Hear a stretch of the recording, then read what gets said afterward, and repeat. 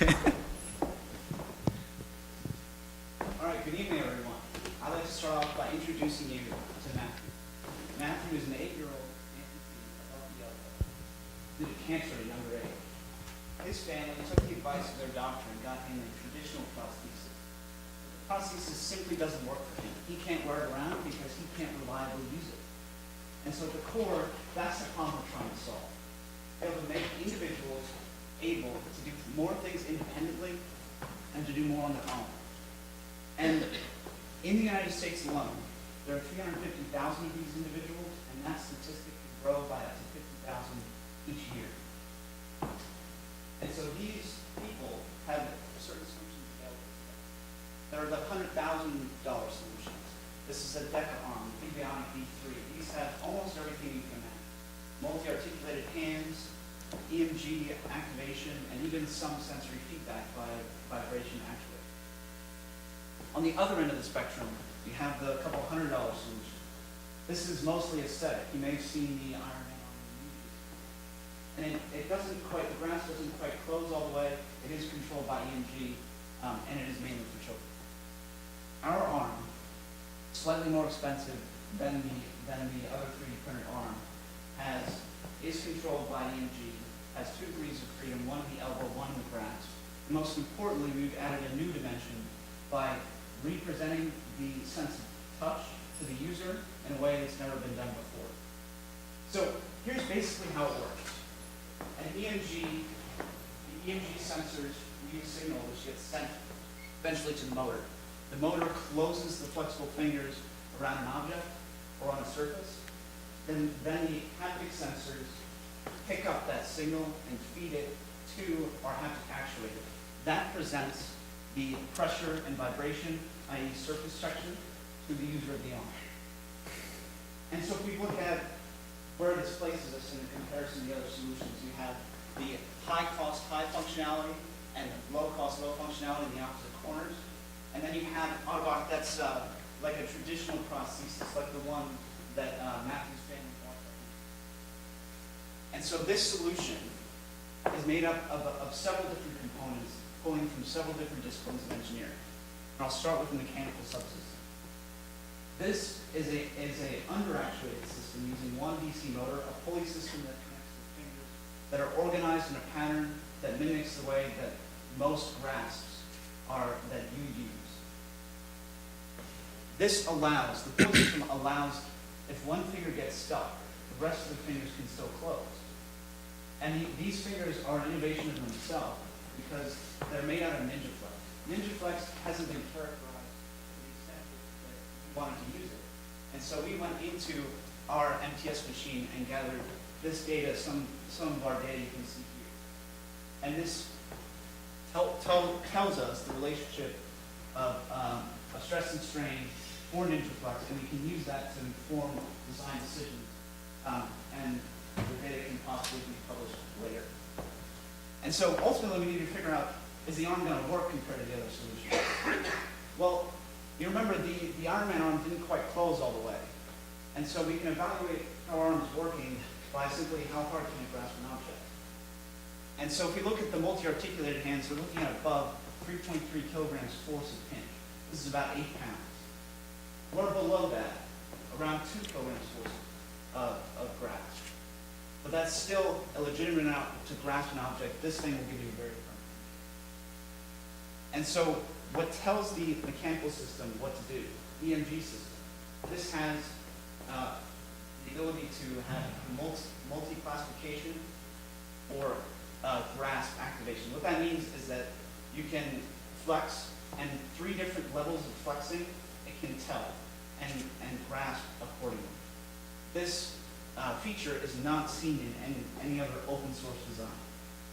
And we do it using data analytics, a decision tree that reads based on EMG signals how hard the arm should grasp. And using testing data that we've gathered, we've been able to get a 88% classification rate.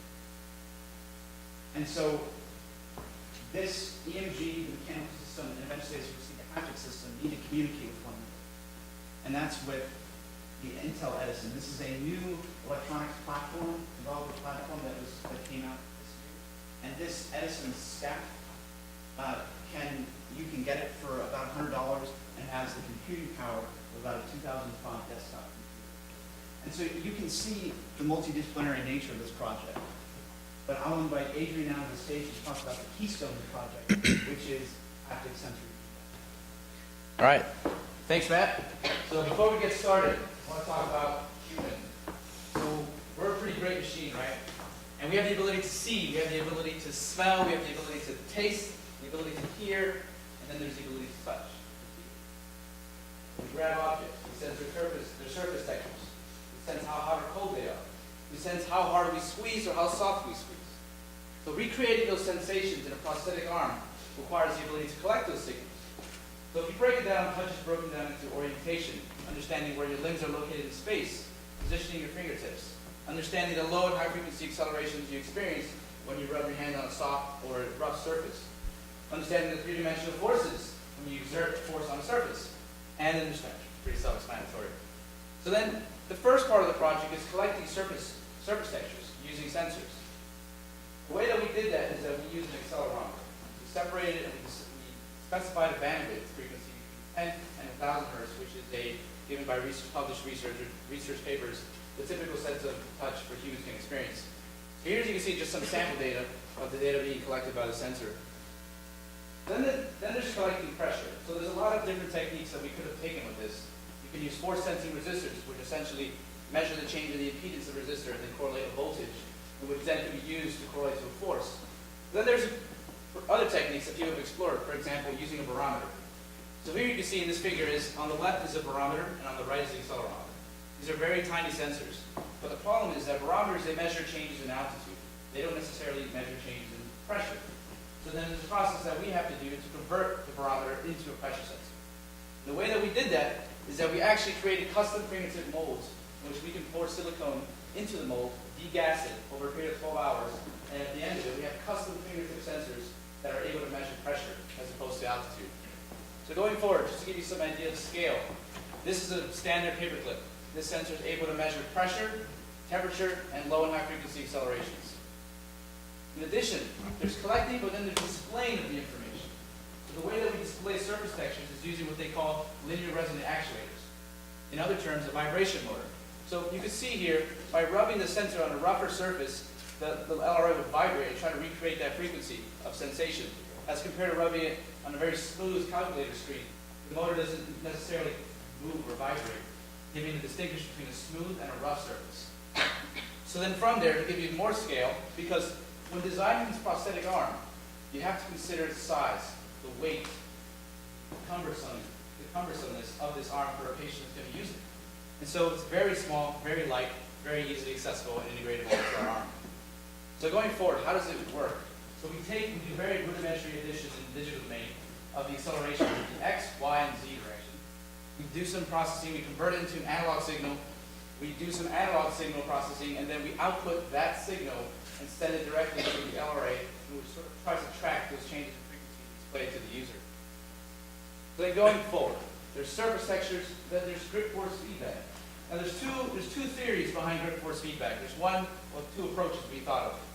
One would involve having one motor or actuator that would squeeze the entire user's arm to correspond to the entire hand grasping around an object. Or there is the ability to recreate individual fingertip pressures for the user to be able to differentiate between his index finger, thumb, middle finger, and so forth. We decided to go with the latter, and what you can see here is a silicone encased pressure sensor, which, as I squeeze the sensor, the servos track the change in pressure and convert it into a change in angle. So what that means is that when the user, the amputee with the residual limb, places their limb into this upper socket, the servos are going to turn into the skin and try to mimic those changes in pressure that you experience at the fingertip, except at another part, external to the user, at his upper arm. So then going forward, how do we actually do that? So we took the digital signal of the barometer, converted it into a change in angle, and then accounting for some of the skin dynamics of deformation, we're then able to correlate that to appropriate haptic sensation. So we're recreating touch with servos and linear resonant actuators.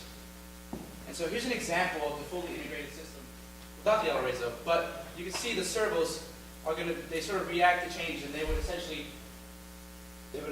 poke into the user's skin and recreate the sensations. So going forward with this technology, there's a lot of work being done on a local, national, and international scale. Just recently, Robert Downey Jr. just gave an Iron Man outfitted arm to a child who needed it. And 3D printing prosthetics is just the beginning. There's a lot of work going into 3D printing ankle-foot orthotics, foot insoles, dentures, you name it. 3D printing is truly revolutionizing the medical industry.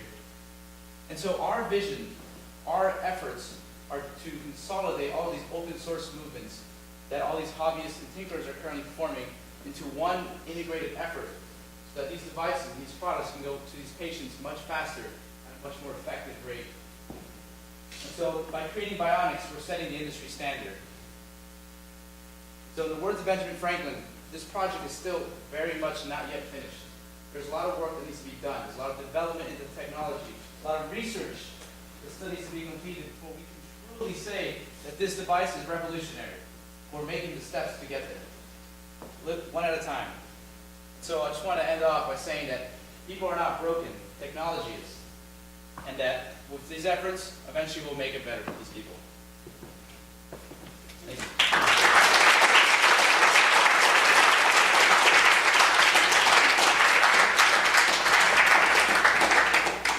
Thanks, Adrian and Matt.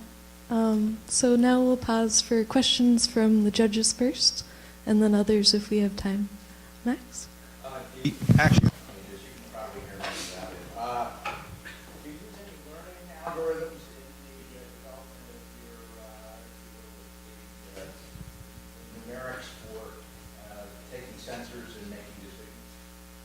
With regards to haptics or just Well, with regard to any of it, I couldn't quite read everything that went by on that screen, and I'm not going to ask you to go back, but Yeah, definitely. I'm just curious because it seems to me this is an area right for learning, adaptation, and all sorts of other things. Yeah, so I guess to give some context, our team is composed of not just us two, there are 3 other engineers, 2 of them being computer science engineers who are focused on the machine learning aspect of the project. But so the idea is that we're trying to get this signal, the EMG signal, for example, we're doing a lot of this work. We take the signal, we do a lot of different processing on it, determining the entropy, the line length, the minimum, maximum, the variance of the signal, and then we're trying to make an algorithm, depending on what sort of data that's being trained on from a user, it then uses that information to then estimate a percentage correctness and incorrectness of what the user is actually trying to do. Because the problem is that with users with these typical EMG devices, they can just be reaching out and not trying to flex to close their hands, and it causes a false reading and ultimately causes a prosthetic to open if they're riding their bike or driving their car. And so these decision trees that we're developing are sort of to minimize those errors. How did you hit upon entropy?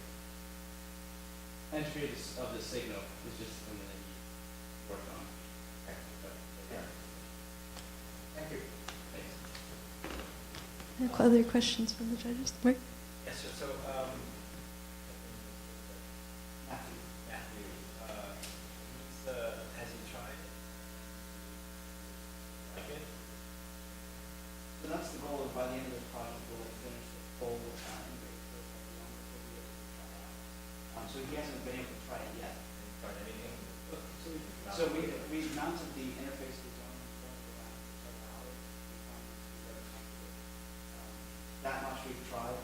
We've also found that there's a good EMG location on his pectoral muscle that we can use to classify activation. Along the same lines, I was wondering how long it would take for a user to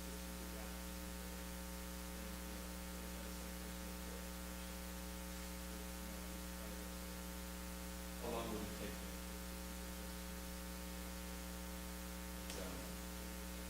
Yeah, so we haven't done a lot of testing with regards of classifying down how to get the training set data, how much data do we need from Maddie, for example, to then have the arm intelligently conform to what he wants it to be. But we have done some very preliminary experiments with one of our other team members, and so I think in the span of like 2 days, give some training sets maybe 3 times, and then the arm is pretty decent at determining whether or not he's trying to close or open his hand. But I would say roughly a couple days. Do we have time for more questions. Our executive timers are in this corner. Any questions from the audience? Tarek? Does the 3D printing technology allow you an element of customization, for example, Absolutely. So the current manufacturing technique is the common one is to just use plaster mold, one that forever. So with 3D printing, you can take a few measurements, or you can stick it on in a 3D scanner and generate a CAD model that fits just as well as you would imagine. And so that makes customization even smarter and faster. Okay, I think that is... Oh, we have time for one more question, if anyone else has a question. All right, then I guess we'll thank Matt and Adrian